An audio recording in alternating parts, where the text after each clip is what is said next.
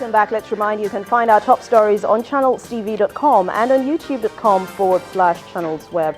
You can also watch us on the go on your mobile device. Just log on to m.channelstv.com or download the Channels TV app for Android, iOS and Windows devices from their respective stores.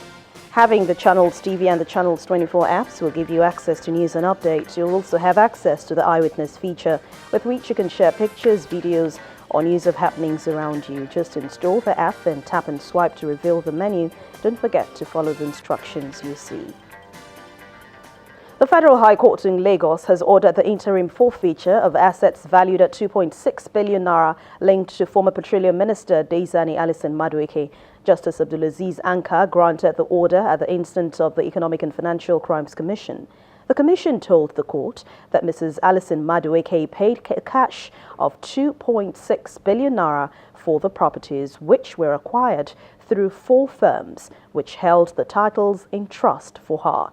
Our judiciary correspondent, Shola Shiyeli, reports. For the 3rd time this month, the court has once again been called on to seize certain properties and assets linked to the former Petroleum Minister, Mrs. Daisani Alison Madueke. The EFCC says the assets were procured with proceeds of corruption.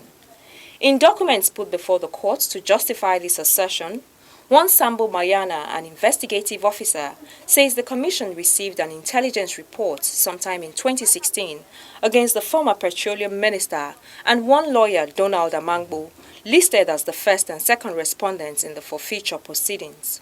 Acting on the report, the commission conducted a search of the office and premises of Mr. Amangbo and recovered, amongst other things, an undated report titled Highly Confidential Attorney Work Product, August Report. The report allegedly contains a list of 18 companies and several properties located in the UK, Nigeria and the USA. During the course of investigations, Mr. Amangbo claimed that he registered the 18 companies to assist Mrs. Alison Madueke in holding titles of certain properties.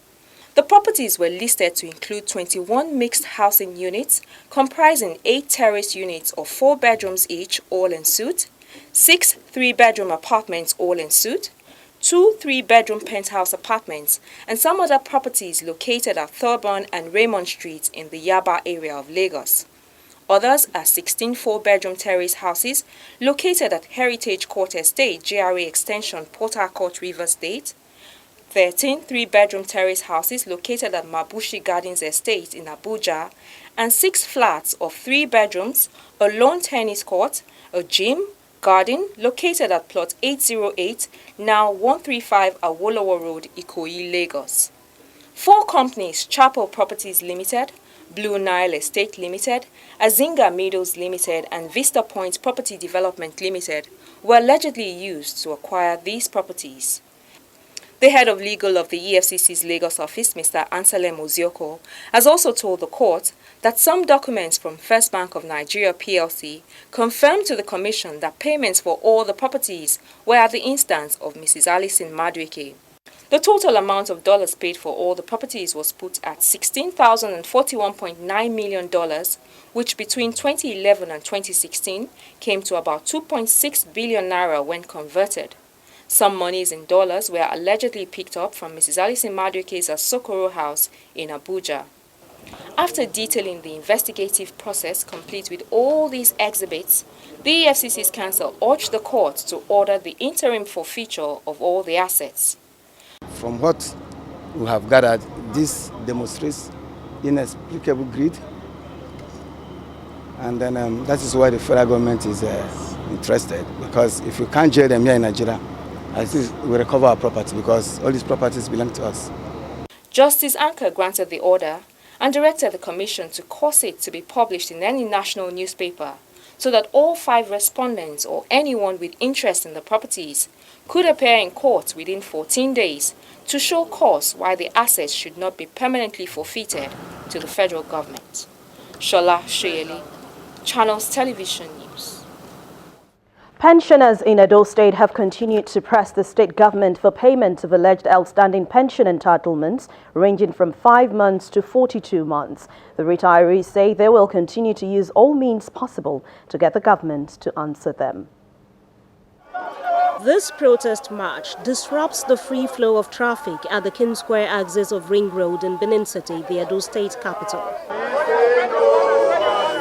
Not for the first time, the Edo State pensioners are persistent in their pursuit of alleged outstanding entitlements. They must pay our money. It's our entitlement. Just like in the previous demonstrations at the same venue, the retired workers based their agitations on the released Paris Club refunds. The federal government brought 11.38 billion first tranche, the second 12.1 billion, the last one they brought 6.09 billion to clear all pension arrears and gratuity. We don't really know what the governor is up to. In spite of the claims, the group is also appealing for intervention in their case. We are calling on well-meaning Edo people, clergymen, bishops, apostles, imams, let them come to our aid this time. We are dying in our number. Most of us cannot pay our house rent. The rented will be evicted from our rented apartment. We don't know what to do again.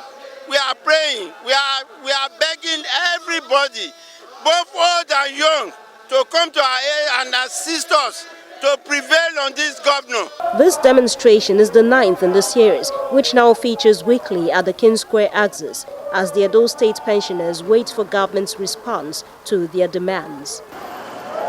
Other stories now. As part of efforts to reduce the heavy traffic gridlock along Onitsha-Owerri Expressway caused by heavy flooding in some portions of the road, the Federal Road Maintenance Agency FERMA has embarked on demolition of illegal structures blocking the free flow of water. The agency says the illegal structures have been the major reason for failures of some of the portions of the road, and the flooding has eaten deep on the chambers of the road. This is your Owerri-Onitsha Expressway, a federal road network that runs between the Imo State capital and Onitsha, the state's commercial center. On a good day, it's a journey that takes less than an hour, but all that has changed as portions of the road have been damaged by constant flooding, which slows down vehicular movement, leading to heavy traffic. It's a huge burden to the people, made worse by the lack of a drainage system, as alleged by residents. Building there blocked the passage of water, and they blocked it at that place where filling station is. So since after the blockage, water has been dumping here, and when the water gets full, it crosses the road. So because of that, the other side of the road, the one we are seeing now, has gotten devastated. Look at it, and it's affecting so many people. Every day accidents happen here. The only solution to the problem is to open the waterway, and both the one at the culvert and this one, so that this thing will stop.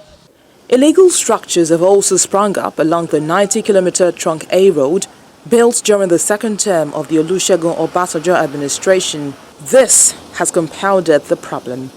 It's a wet day today, and the road is almost empty.